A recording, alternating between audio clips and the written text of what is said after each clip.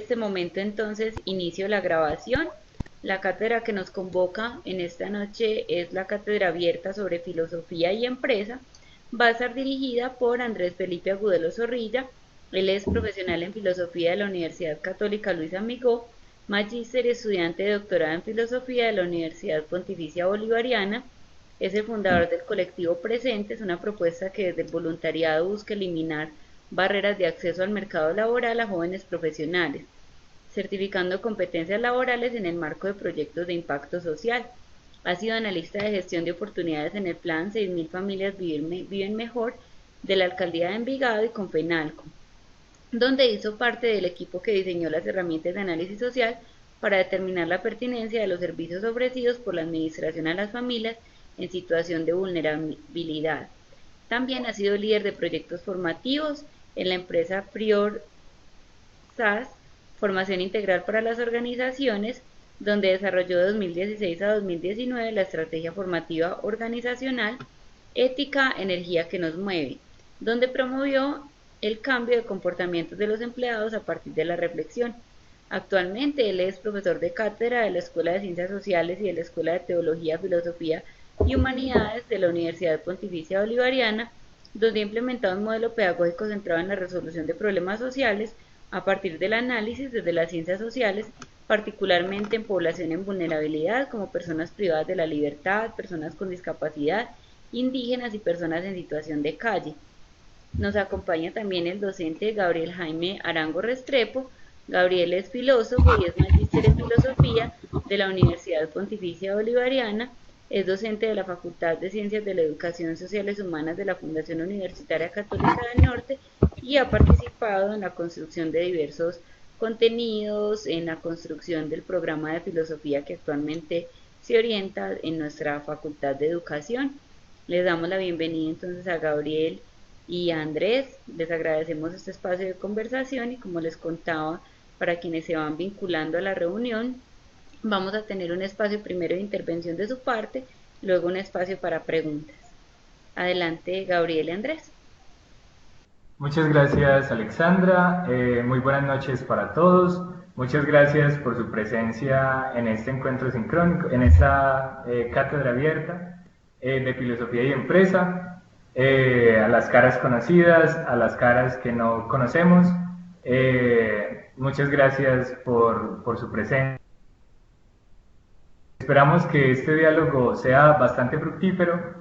El profesor Andrés va a hacer primero una presentación del tema y posteriormente pues entablaremos un diálogo que, bueno, pues puedo iniciar yo en caso de que alguno de ustedes no haya formulado alguna pregunta primero, o pues dándole paso a ustedes en primer lugar. Adelante, profesor Andrés. Bueno, buenas noches para todos. Un saludo muy especial a Gabriel, que me extiende esta invitación, a ustedes por este momento, por este espacio que espero sea fructífero para todos. Y bueno, la cátedra abierta tiene un nombre muy abierto, muy general. Sin embargo, voy a tratar de hacer como un recorrido desde lo teórico, pero también desde lo práctico, desde lo que desde mi vida profesional he venido haciendo, que ha sido precisamente el asesoramiento de empresas a partir de la filosofía, que es un campo que lastimosamente, dado la estructura de nuestros currículos, de nuestros planes de estudio en todas las carreras de filosofía, o la gran mayoría que existe en Medellín, e incluso yo diría que en Colombia, no tiene como tanto énfasis, ¿cierto? Para empezar, pues, esta discusión, o mejor, esta conversación, habría que decir que la relación entre filosofía y empresa es más bien novedosa y que se da desde un enfoque muy específico. Por ejemplo, si nos vamos a las ciencias sociales, a la sociología, a la antropología, incluso en la psicología, hay un acercamiento a la vida organizacional. De hecho, es más usual encontrar incluso antropólogos, trabajadores sociales o psicólogos haciendo trabajo en empresas. Y el acercamiento que tienen estas ciencias sociales, que parece muy propio porque la empresa es una institución social, es un acercamiento, digamos, desde un aspecto investigativo y teórico plenamente descriptivo. Es decir, le importa sobre todo describir las dinámicas sociales intraorganizacionales, por un lado.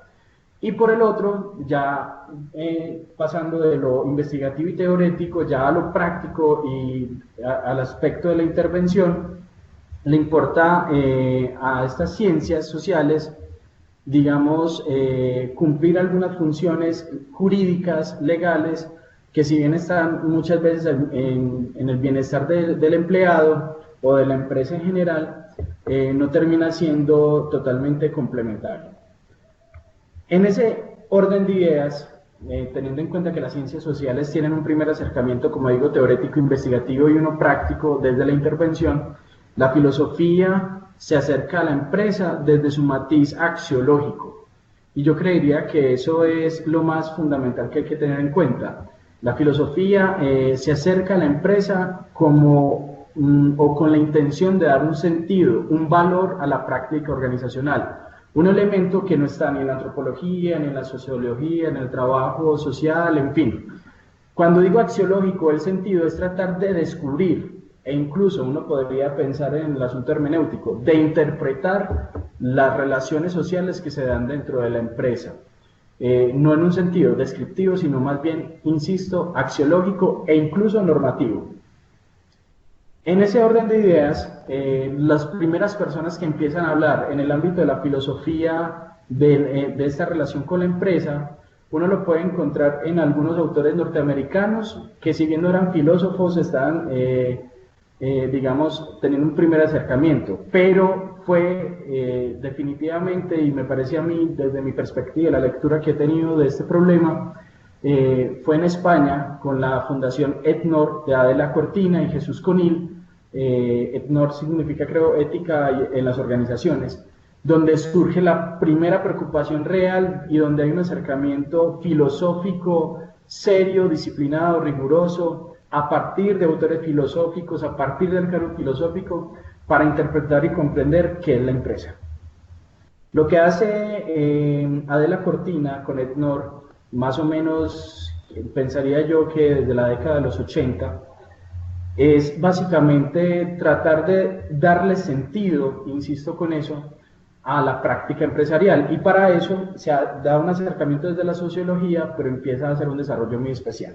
Y ahí es donde quiero empezar como la temática propiamente. La filosofía tiene un reto ante la empresa y es definirla en su objeto epistemológico, pero definirla también en un sentido axiológico. Cortina lo que hace básicamente es plantear que la empresa ha tenido dos paradigmas macro para entender la empresa. Uno, el paradigma taylorista, que entiende a la empresa como una unidad productiva dedicada exclusivamente para el lucro. Y dos, la empresa post-taylorista, que sería un grupo humano, dice así Adela Cortina, dedicado a generar bienes y servicios de calidad que mejoran la calidad de vida o el bienestar de las personas. En esos dos ámbitos de la empresa taylorista y post-taylorista, dice Adela Cortina, está una gran ayuda que sería precisamente el pensamiento filosófico, porque el salto del taylorismo al post-taylorismo es precisamente un salto, o mejor, un giro de una empresa que se rige meramente por los mecanismos del mercado a una empresa que se rige por los principios de la ética. Y cuando entonces estamos diciendo que se rige por los principios de la ética, entramos al campo, al terreno propio de la filosofía, que digamos que es uno de los poquitos campos que nos quedan a nosotros, a los filósofos, para trabajar seriamente. Dicho eso, queda claro entonces que esa nueva forma de entender la empresa, desde el enfoque post-taylorista, es la que le da cabida a la filosofía. La otra empresa, dice Adela Cortina, no es que no se pueda filosofar sobre ella, sino como al regirse por las leyes del mercado y no por las leyes por los principios éticos, es una empresa que queda automáticamente, digamos, por principio ético, deslegitimada socialmente. Dado que, y aquí viene algo importante, esa empresa que se entiende como un grupo humano dedicado a generar servicios y productos que redunden en la calidad de las personas, también debe entenderse de algún modo como una institución más dentro de un macro de instituciones importantes, como puede ser la propia universidad, la familia, el Estado, en fin. Y eso va a ser muy importante para entender esa relación filosofía-empresa, porque normalmente los filósofos hemos tenido un vicio feo de excluir a todo lo que nos huele a capitalismo.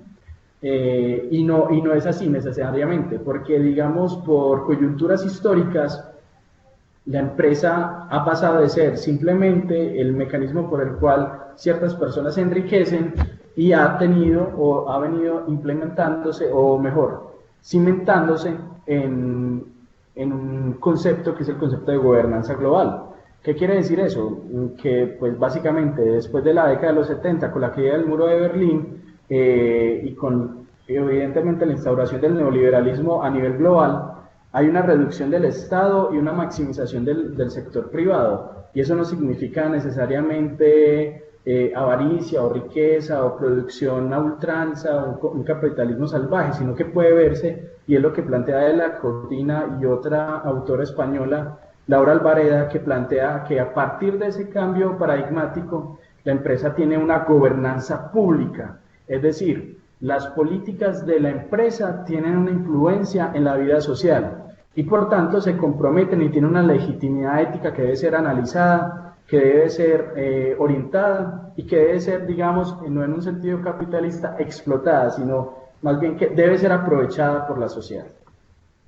Así, pues como para ir redondeando, hemos dicho pues dos características de cómo este modelo post-taylorista es la empresa propiamente donde se puede pensar la filosofía. Una, porque se legitima socialmente y, consecuencia de ello, dos, con este concepto de gobernanza global, que quiere decir que otras instituciones sociales como las empresas, los medios de comunicación, las fundaciones, todo el sector social empiezan a tener una injerencia más importante incluso que los propios estados. Y eso lo estamos viendo hoy en día, con la caída del estado de bienestar, como por ejemplo desde la responsabilidad social empresarial, desde las fundaciones, las ONG, están tomando a cargo lo que tenía el estado de bienestar en países europeos e incluso en países como de Latinoamérica. Hasta aquí pues como el contexto de lo que trata de definir Adela Cortina y bueno, Laura Albareda de la empresa post-taylorista, que insisto es como el contexto donde se hace la filosofía empresarial o la filosofía de la empresa. Pero entonces eso nos deja ante un matiz y que es muy importante, y es que la filosofía en la empresa inicialmente, y eso es lo que voy a tratar de plantear hoy, inicialmente se da en una relación ética que primariamente es normativa. Ustedes saben que la ética tiene tres caracteres. La ética puede ser explicativa, nos explica las conductas de las personas en la vida social.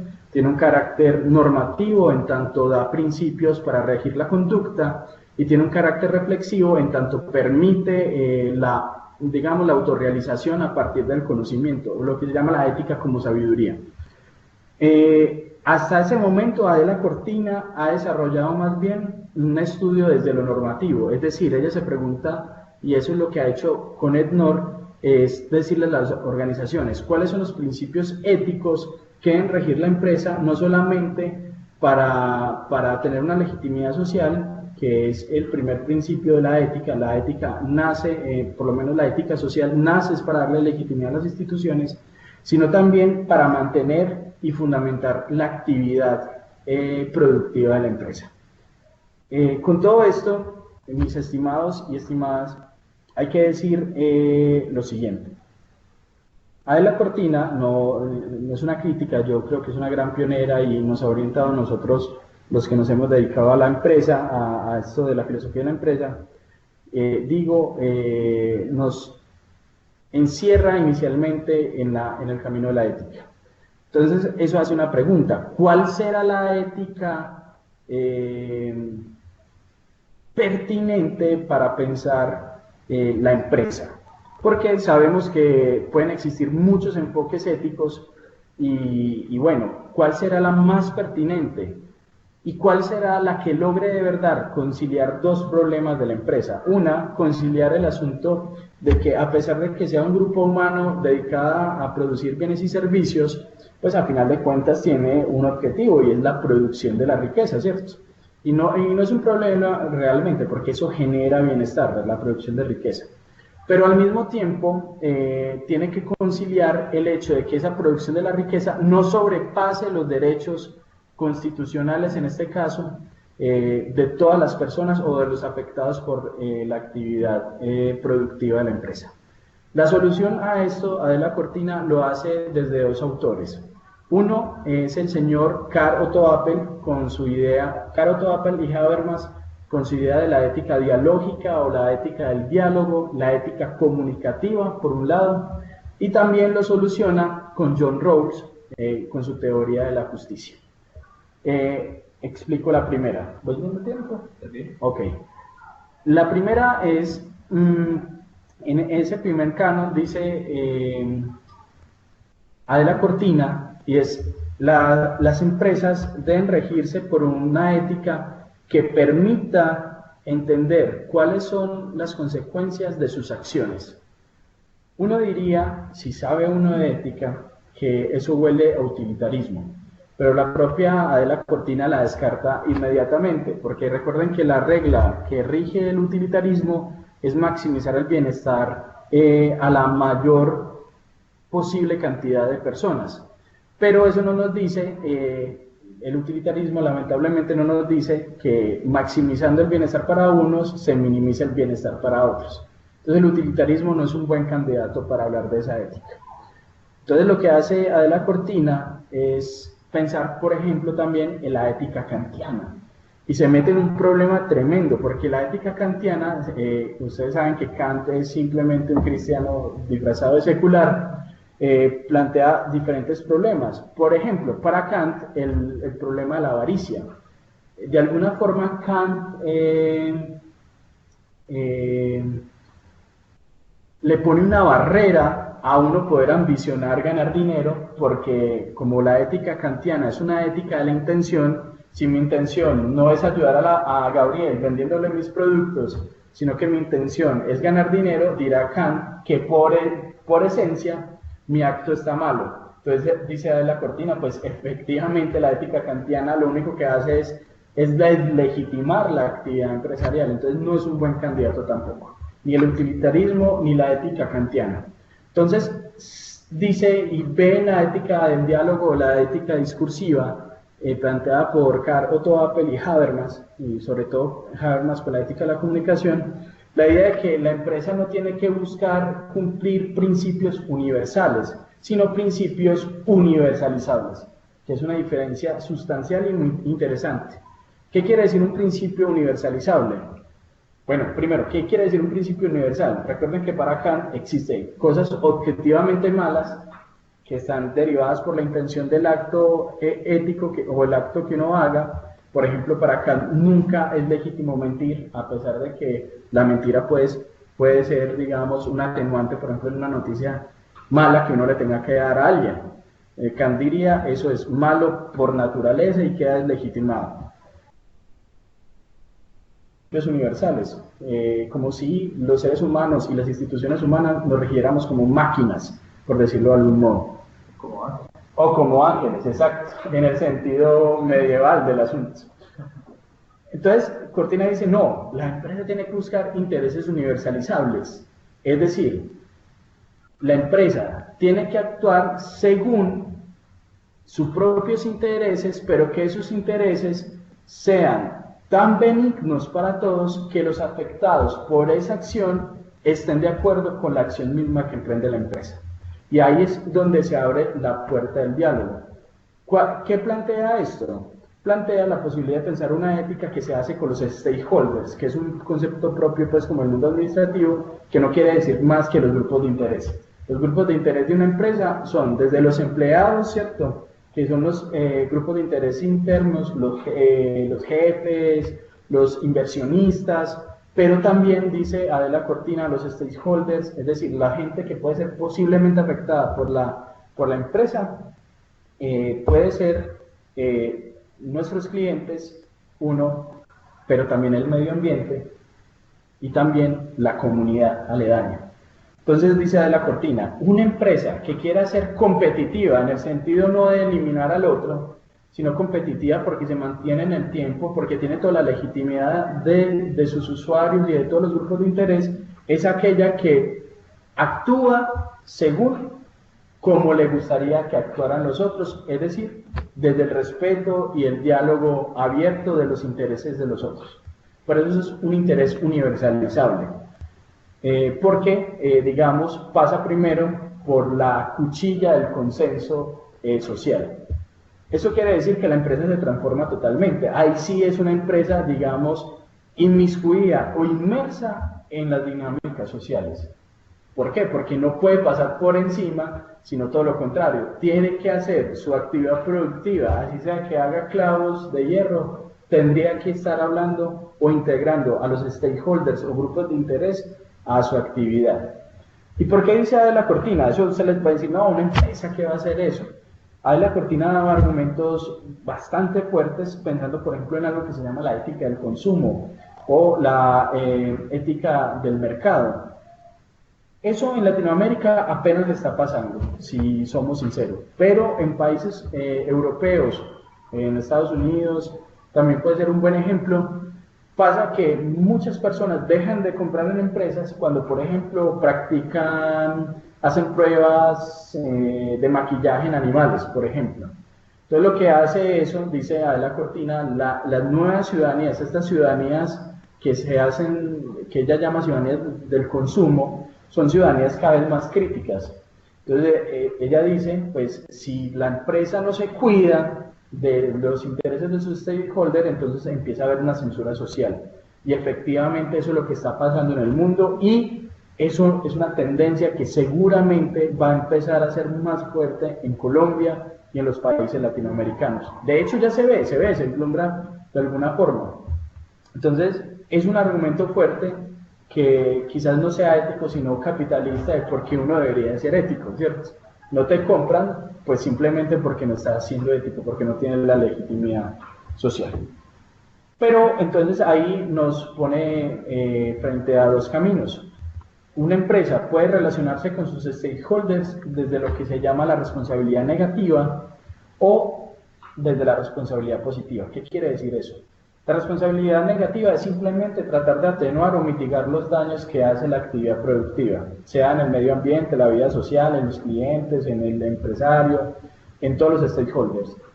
Eso es, digamos, una primera fase de la empresa, pero hoy vemos, y es un cambio sustancial que se está dando, incluso en Medellín, Ruta N es un buen ejemplo de lo que está pasando y con Fama también está haciendo cosas en ese sentido, y es la responsabilidad activa. Es decir, ya hoy las empresas son empresas sociales, emprendimientos sociales, es decir, que tratan de integrar, por ejemplo, poblaciones en situación de vulnerabilidad a su, digamos, a su nómina, a su plantilla de nómina. Les quiero dar un ejemplo. Yo mismo fui participante en un concurso de Ruta N donde montamos un emprendimiento,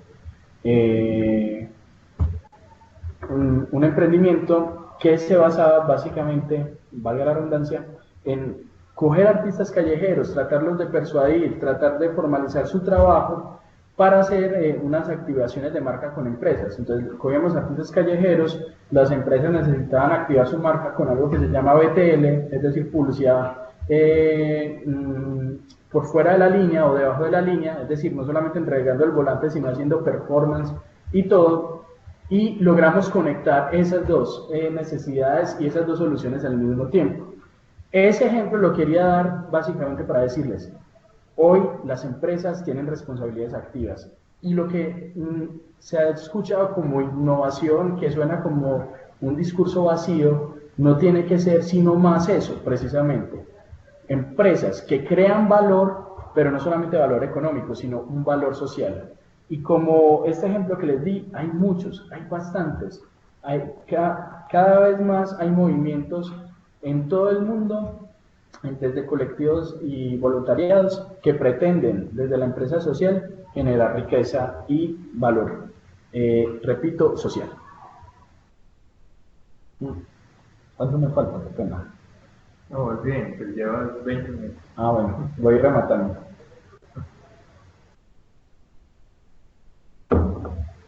Por lo que ven, entonces la filosofía se vuelve, digamos, un orientador ético dentro de las empresas. Quisiera, pues antes de pasar como a un segundo tema, pues tratar de afincar en términos prácticos qué es lo que hace un asesor filosófico. Y les voy a hablar desde mi experiencia.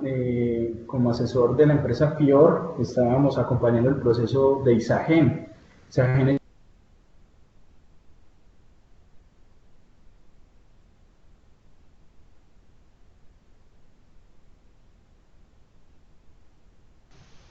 Bueno, tenemos en este momento una dificultad.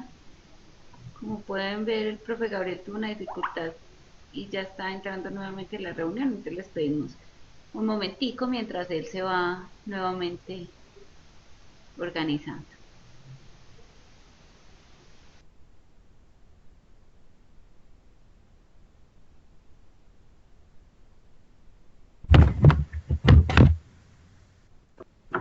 Hola, ¿todos bien? ¿Escuchan?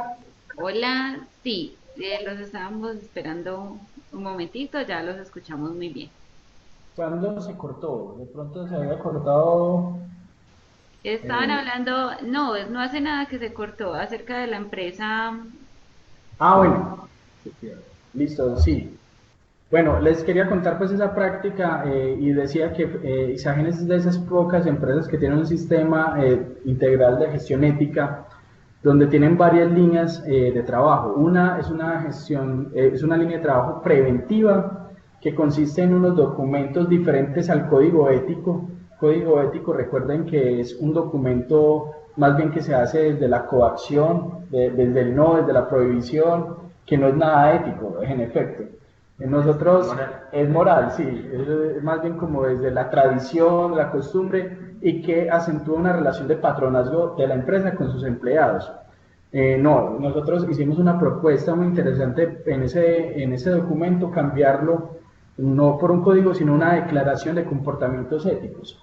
Y esa declaración de comportamientos éticos está cimentada en lo que decía con Adela Cortina, porque fue algo que si bien impulsó la empresa, digamos, desde las altas esferas, fueron los empleados quienes declararon los comportamientos. Ellos decían, ¿en qué nos queremos comprometer? Y no solamente, digamos, con sus propios compañeros, esa declaración está dirigida a los diferentes stakeholders. Entonces, ¿cuáles son los comportamientos que declaro para relacionarme con mis proveedores, con los clientes, con los accionistas, en fin, o sea, con la sociedad, con el medio ambiente? Entonces, fue un ejercicio muy interesante, pues la construcción fue un diálogo que empieza y arranca desde, digamos, el sentir práctico de lo que ellos van haciendo, pero uno como asesor filosófico lo que hace precisamente es tratar de darles luces desde la filosofía. Entonces, plantearles si, por ejemplo, un cliente llega y te regala un cuadernito o un libro, ¿está bien o no está bien recibirlo? Cosas como que parecen muy prácticas, pero que la filosofía le da a uno luces, ¿cierto? Y ahí es donde la ética se vuelve como una sabiduría, por decirlo de un modo. También hicimos un trabajo importante desde la formación, ¿cierto? Dándole ese carácter explicativo a la ética, tratábamos de llevar temas éticos que se podían dar dentro de la organización o simplemente temas muy abiertos que permitían el moldeamiento de la razón práctica. La idea de nosotros era precisamente que el trabajo no solamente es un espacio donde uno va a trabajar, sino que uno pasa 8 horas de su vida ahí. Entonces es necesario pues como darle otros aires y que se permita el pensamiento, ¿cierto? Y unos escenarios de discusión, en fin, que fueron muy importantes. Entonces ahí fue un modelo de conversatorio que partía básicamente de, por ejemplo, qué sé yo, películas, series, caricaturas. Entonces, a partir del diálogo popular empezábamos a hacer una reflexión ética interesante. Y a lo último, el último proceso que estábamos llevando ahí era muy interesante porque trataba sobre el cambio conductual, ¿cierto? La gestión de los cambios de conducta a partir del cambio del sentido. Ahorita les decía eso. La filosofía aporta el problema del sentido de por qué estoy trabajando aquí y nos preguntamos por cosas tan importantes como la felicidad dentro de la organización. Y no en un sentido subjetivista, tú eres feliz, pues ahí empezaba pues como la discusión, pero lo llevamos allá, nos preguntábamos, ¿una empresa se debe preocupar por la felicidad de sus empleados, por ejemplo, o debe preocuparse por la autorrealización, que es o el florecimiento, que es el concepto aristotélico, ¿cierto? Entonces nos poníamos, y de Nussbaum, sí, Nussbaum es el que lo renueva efectivamente. Entonces, es como todo un acompañamiento que evidentemente es desde la pedagogía del filósofo como un maestro, como un pedagogo, pero que a final de cuentas tiene esa repercusión en los comportamientos éticos y organizacionales. Ya en un segundo tema, es algo más, digamos, que he venido trabajando últimamente, y es, bueno, hombre, la filosofía no se agota única y exclusivamente a la ética en la empresa, sino que también tiene otros matices. Podemos estar, digamos, en la línea de trabajo productiva de una empresa. ¿Cómo? Las empresas hoy tienen un gran reto, y es la innovación. Y si uno se pone a ver, se puede dar cuenta de algo, y es que las herramientas que aporta la filosofía desde el pensamiento crítico, el pensamiento bilateral, el pensamiento hermenéutico, que es la capacidad de interpretar, de hacer conocido lo desconocido, porque es la hermenéutica, la capacidad, incluso lo dice Richard Rorty, de nombrar de manera novedosa lo que es cotidiano, lograr como insights. Entonces un filósofo es, digamos, una herramienta clave para las empresas hoy, para la innovación, para tratar de renombrar esos nuevos asuntos, que quizás en otras carreras, no en aras de desmeritar, pero estamos diciendo como a los filósofos nos han entrenado precisamente para hacer interpretación de cosas que están ocultas, y la innovación es eso. Entonces, en ese sentido, pensaría yo, los filósofos podemos entrar en la cadena productiva de una empresa, entrar como asesores en innovación, como asesores en el tema productivo mismo, asesores en el tema de la gestión del talento humano, en fin, siempre aportando, trayendo estas discusiones tan interesantes que tienen los filósofos. Y ya como para ir como rematando, pues más que una anécdota, es como el sentir que me ha dejado todo este quehacer profesional, y ha sido precisamente como que uno se da cuenta que para lo que una persona, una filósofa, es algo muy cotidiano, algo muy normal, cuando uno se lo plantea desde una teoría, desde otra visión, permite unos cambios muy interesantes, sobre todo unos cambios cognitivos en la creencia de las personas, y eso ya es un elemento fundamental, porque hay que aclarar algo, pues un filósofo va a aportar a la cultura organizacional. Y hay que recordar que la cultura es creencias y prácticas. Si modificamos las creencias de las personas, se modifican las prácticas. Y yo pienso que ese acercamiento que hace el filósofo a las creencias en búsqueda del sentido, no solamente diciendo cuál es la creencia, cómo es la creencia, sino para qué creer eso que estamos creyendo, se logra un cambio sustancial en la cultura organizacional. Muchas gracias, Andrés. No sé si haya ya alguna pregunta. Yo tengo una, pero pues puedo cederla para alguno de ustedes que quiera preguntar.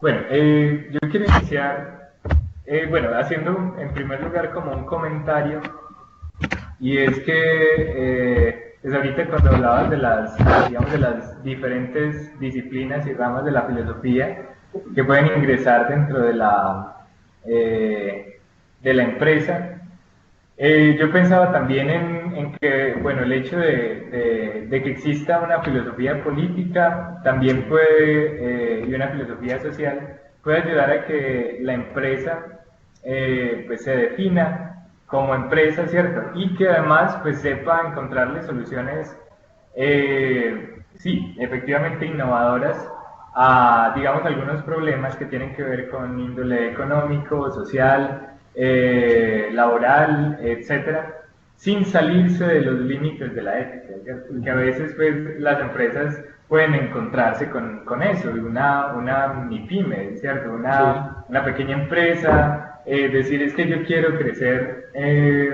como empresa, pero la ley me lo impide, ¿cierto? Digámoslo así, ¿cierto? Entonces creo que puede encontrarle formas a través de la filosofía política, social y de la ética a problemas como este, ¿cierto? La cuestión es cuáles, digamos, serían dentro de los estudios que has hecho y dentro de la experiencia que has tenido, ¿cuáles has encontrado que han sido los problemas que más enfrentan las empresas? Bueno, es una excelente pregunta, Gabriel, y me da pie para aclarar algo que de pronto ahorita y me disculpo porque me faltó explicar cómo Adela Cortina integra John Rawls precisamente. Lo integra y inmediatamente te doy respuesta. ¿Lo integra en qué sentido? Porque para Adela Cortina las empresas, para tener esa legitimidad social y al ser considerada una institución social, debe cumplir con los mínimos de justicia, ¿cierto? Tanto la empresa como institución debe cumplir esos mínimos de justicia que en John Rawls recuerden que son los derechos primarios y secundarios, los derechos humanos de primera generación y los de segunda generación, y que deben comprometerse con ella. También el Estado debería, y digamos, los estamentos sociales deberían de comprometerse en torno a la empresa, ¿cierto? Entonces, ahí por decirlo rápidamente. Ya, digamos, como tu pregunta es muy práctica en decir, bueno, ¿cómo se da ese paso del filósofo asesor para que llegue a las empresas? Pues bien, hay que decir, por ejemplo, estadísticamente, más o menos creo que es el 70-75%, de pronto puedo ser desacertado, pero no me alejo, de las empresas en Colombia son MIPYMES. Eso quiere decir que es difícil que una MIPYME pague por un servicio, por ejemplo, de la filosofía. Por un lado, ¿cierto? Digamos que eso es un reto, un obstáculo. Y dos, pues evidentemente las empresas hoy en Colombia, que es el contexto, están ahogadas por los impuestos. No las grandes, las pequeñas empresas están ahogadas por impuestos, lo que no permite que haya una inversión real, por ejemplo, en procesos de innovación. Una MIPYME sí podría perfectamente invertir en eso. Perfectamente, una MIPYME puede estar ganando entre 10 millones mensuales, 15, 20 millones, pero hay que pensar que la tasa de impuestos es del 30 o 40%. Evidentemente, ¿qué va a querer hacer la empresa? Y lo que está pasando en Colombia, pues que se queda en estancado en lo que le ha venido funcionando, pero que poco a poco pues el propio mercado global y local lo empieza a eliminar. Entonces, evidentemente el Estado no es auxiliar a ello. Por otro lado, habría que decir que los estados, si bien, por ejemplo, las administraciones municipales tienen procesos de emprendimiento interesantes, sus procesos de emprendimiento no están orientados a la innovación, sino como mínimamente a que se sostenga la empresa. Entonces, una cosa es sobrevivir, otra cosa es vivir. Entonces, las empresas en Colombia sobreviven, no viven, porque precisamente el Estado no le ha dicho a los empresarios, venga, por favor, innove de verdad, no se ponen la mano en el corazón y dicen, bueno, vamos a innovar. Y pues, a final de cuentas, en Colombia no hay una formalización, no hay lo que se llama un ecosistema real, que digamos un Silicon Valley, pues de que todo está destinado, las universidades, las instituciones educativas están destinadas a generar la innovación. Y eso es otro elemento, en la parte educativa. Los estamentos educativos no están preparando ni profesionales ni emprendedores capaces de innovación, nos estamos quedando en una formación muy teórica y la filosofía podría ayudar a mejorar eso. Por ejemplo, realmente desarrollar el pensamiento crítico, ese pensamiento hermenéutico, interpretativo, sería un elemento fundamental y que debería ser transversal a la formación de un emprendedor. Gracias, Andrés. Pensando en el programa que hemos inaugurado de filosofía aquí en la Fundación Universitaria Católica del Norte, digamos, nosotros nos hemos pensado, digamos, unos perfiles que tienen que ver con la posibilidad de que un filósofo sea asesor en empresas, ¿cierto? Tanto en la cuestión de ética como en organización, lo organizacional, la gestión humana.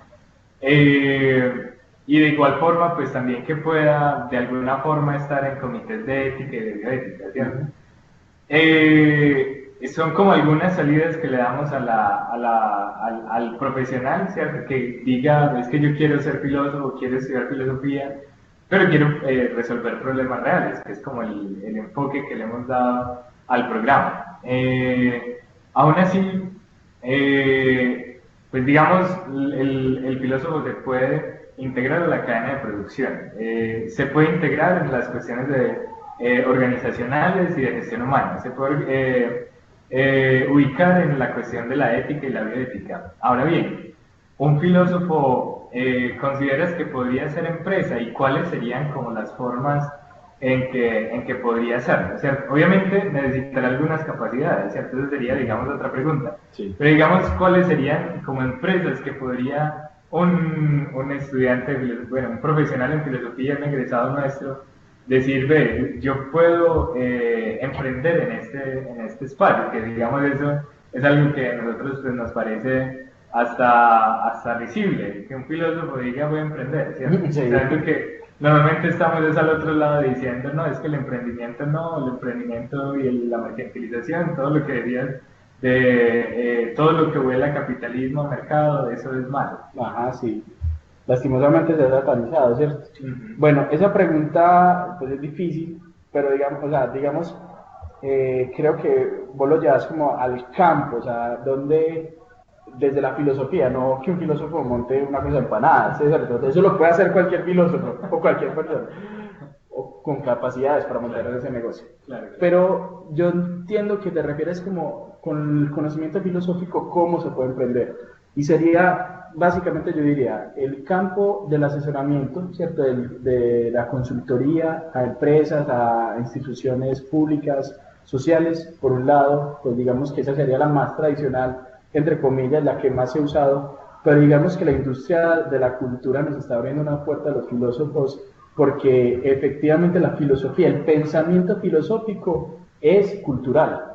O sea, si se piensa una obra de Voltaire, una obra de Montaigne, no sé qué, esas obras que nosotros sabemos interpretar, comprender, que somos, como dice Richard Rorty, los guardianes de la conversación humana, pues como guardianes sabemos lidiar con ella, entonces nos da una oportunidad en esta nueva industria que, más allá de hacer cualquier crítica posible de lo de la economía naranja, en efecto, eso está moviendo mucho dinero, está moviendo mucho valor social. ¿En el mundo o en Colombia? En el mundo. En Colombia todavía falta mucho, pero en muchos países es un gran ejemplo, ¿cierto? De cómo, por ejemplo, se puede volver la filosofía entretenimiento,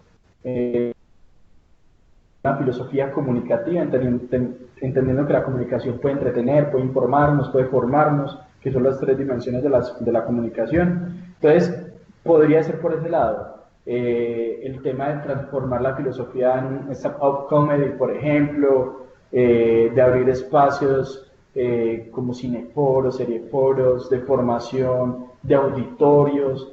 Es decir, hay muchos elementos que de verdad en esta industria cultural y creativa, el tema editorial, por ejemplo, puede ser la redacción, la corrección de textos, uno dice, eso estará mandado a recoger para nada. ¿Qué pasa? Nuestras facultades se tienen que como prender la chispa y decir, por Dios, hombre, hay que darle habilidades y competencias útiles al mercado laboral, al mercado del emprendimiento, a esas personas. Entonces, pues evidentemente nos falta mucho en eso. Formamos mucho en la teoría, es algo necesario, yo no me estoy yendo en contra de eso, por favor, no quiero que me malinterpreten, pero sí hay que decir algo y es, hay que darle habilidades prácticas para el emprendimiento a los nuevos filósofos. Y es una batalla que hay que luchar. Nosotros contamos con un curso que se llama, bueno, hay dos cursos, uno es emprendimiento y el otro es formulación de proyectos en filosofía, pues, digamos, dentro de filosofía hay un curso que se llama formulación de proyectos, ¿cierto? Sí. Y es un curso que todos ven y que es dado por la Facultad de Administración.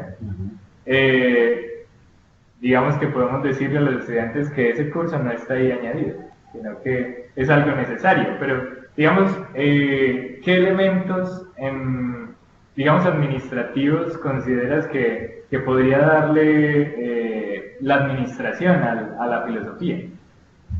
Pues bueno, no, pues en el asunto del emprendimiento básicamente sería el tema financiero, ¿cierto? La gestión del talento humano, digamos como esos elementos esenciales para que una unidad productiva prospere y funcione. Y en la que nos va muy mal, ¿no? Y en la que nos va muy mal, efectivamente. El dinero. Definitivamente. O sea, es dar esas herramientas prácticas. Y, pues, y no estoy diciendo que sea insuficiente, yo creo que pues, esta universidad ha avanzado, este programa, lo aplaudo, de verdad lo aplaudo, porque en comparación, ¿cierto?, de todas las otras facultades de filosofía, esta está yendo un paso más allá, hablando de asesoría filosófica, asesoría terapéutica, ¿cierto?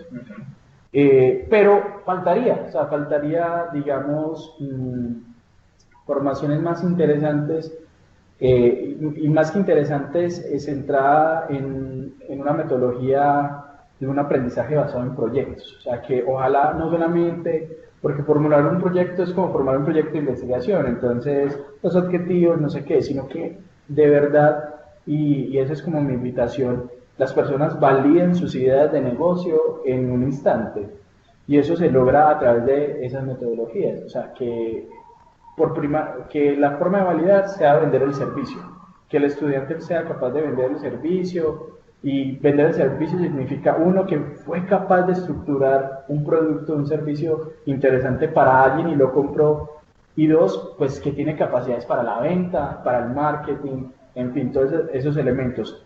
Y de manera especial esta universidad tiene un reto, Gabo, y es una universidad virtual. Ese es el nuevo campo. O sea, también se puede explotar demasiadas cosas desde la filosofía y el elemento, por ejemplo, de crear contenido. La creación de contenido de la filosofía, nos estamos quedando atrás. Yo creo que España y Argentina nos lleva mucho camino.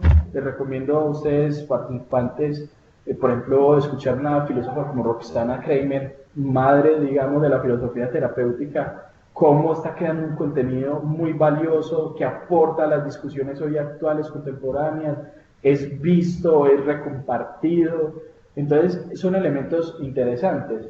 No podemos satanizar, y que aportan, claro, no podemos satanizar, por ejemplo, a los youtubers, pues, no los podemos satanizar. Sí, hay una gran gama, digamos, de superficialidad en los youtubers, pero, hombre, hay unos elementos, Roxana Kramer, Antonio Villarán, un español artista que nos habla, que hace toda una formación de arte, Santolaya, Alvich, muchos youtubers hoy en día, y muchos contenidos digitales que son fundamentales, están generando valor educativo, valor social y generando riqueza. Entonces es una posibilidad de emprendimiento para los filósofos. Quisiera hacer una última pregunta, no sé si ustedes tienen ahí más. Digamos, ahorita mencionabas algo que me parecía muy valioso, y es la comunidad y el medio ambiente, ¿cierto? Normalmente en las comunidades, pues, digamos, están los trabajadores sociales, administradores de planeación, antropólogos, sociólogos, etc. ¿Qué puede aportar ahí el filósofo dentro de una comunidad? Y qué puede aportar, digamos, al medio ambiente, que es algo como tan de sostenibilidad, de biología, de química, de ingeniería. ¿Qué puede aportar ahí, digamos, ahí, por ejemplo, en cosas como, qué podría ser, dado que, digamos, nosotros tenemos el territorio del norte, nordeste y bajo Cauca, y en el nordeste, me corrigen los que viven allá, pues en el nordeste o en el norte, y Tuango queda en el nordeste. Bueno, total que, por ejemplo, ¿qué podría ser un filósofo en Hidroituango, digamos en la cuestión ambiental y demás? ¿Y qué puede hacer dentro de una comunidad, digamos, en Santo Domingo Sabio, en la sierra, o en un sector muy pobre en el campo? Bueno, yo creo que la filosofía, digamos, es como un viejo, es un sabio que camina muy despacio y advierte. Pero la filosofía, insisto, como tiene ese matiz de dar el sentido, entonces digamos que la filosofía va antes del fenómeno, del suceso. Y eso quiere decir algo. Por ejemplo, yo hago la reflexión, estaba en esos días pensando con la economía colaborativa. Cuando salió todo el concepto de economía colaborativa, yo vivo muy pendiente como ese tipo de innovaciones. Yo fui un defensor acérrimo, lo debo confesar. Recuerda que la economía colaborativa es la utilización de las TIC, ¿cierto?, para eliminar intermediarios y compartir servicios y productos, como por ejemplo Uber, la uberización del mundo. Entonces los Rapis, Pickup, qué sé yo, Airbnb, bueno, todas estas aplicaciones que están cambiando el mundo y son las nuevas economías. Uber, la empresa más grande de transporte, sin un solo carro, pues una cosa misteriosa. Cuando sale, todo el mundo aplaudiendo los estados, pero hoy son un problema, que si yo hubiese tenido una posición más crítica desde la filosofía y hubiese como tenido un olfato, y los filósofos nos hubiésemos tomado en serio eso, simplemente lo relegábamos, pues evidentemente hubiésemos visto que ese sentido, que esa nueva innovación, entre líneas, traía un gran monstruo, que es la informalización del empleo, ¿cierto? La exoneración de la seguridad social. La exoneración de la seguridad social, y digamos la hiperlaboralización de la vida individual, de la vida privada. Entonces, ya nadie es responsable del empleado, el empleado es el propio jefe y no sé qué, todo este discurso. Entonces, la filosofía tiene el primer objetivo, digamos, la primera tarea que tiene que hacer es advertir, ir con el paso de las innovaciones, tratar de advertir lo que va a pasar, ¿cierto? Una suerte de futurología. Rorty lo pensaba así, la filosofía sirve para entender el futuro viendo el pasado. Por un lado. Por el otro, digamos en un sentido como más práctico, yo digo que el filósofo siempre va a tener la labor pedagógica, que no la tiene el psicólogo de algún modo, el trabajador social, el antropólogo, en fin, porque si bien hace acompañamientos, hace psicoeducación, no sé qué, la filosofía, al permitirse una conversación abierta, tiene como otro matiz. O sea, tenemos como un valor agregado, o un valor más que agregado, diferenciador de esos elementos que son necesarios, pero que con nosotros sería complementario.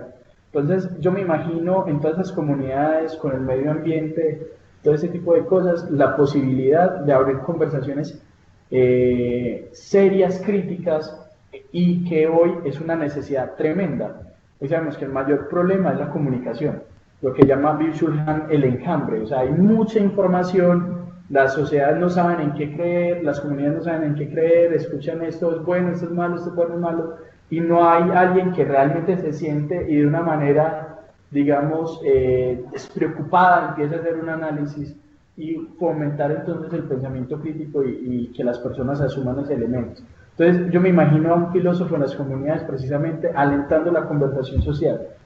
Unos dirán, es una bobada. No, no es una bobada en absoluto, es fundamental. De hecho, en tiempos electorales sería un elemento tremendo. El filósofo debería estar ahí orientando las campañas, no, pues, más que las campañas, a las comunidades para escuchar con cierta, digamos, suspicacia, con epogea fenomenológica, poniendo en suspensión los juicios propios, las creencias, y la filosofía permite esos elementos. Muy bien, muchísimas gracias. No sé si haya alguna otra pregunta. No. Ok, Gracias. Y tú está en el norte, muy bien. Bueno, Alexa, estamos en tus manos. Hola, Alexandra.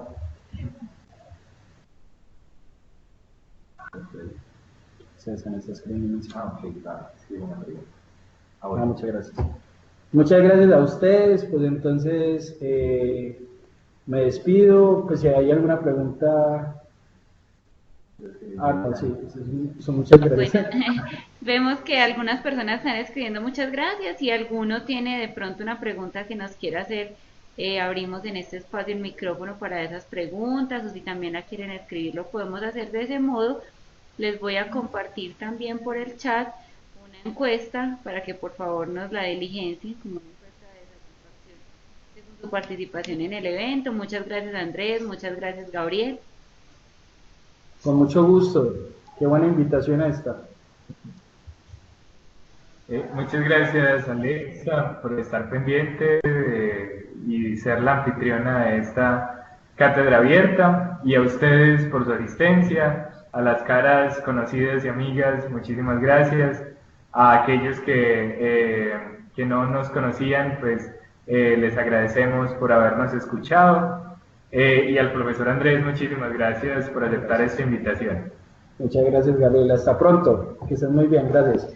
Hasta luego, vemos que no hay preguntas por ahora. Feliz noche. Muchas gracias.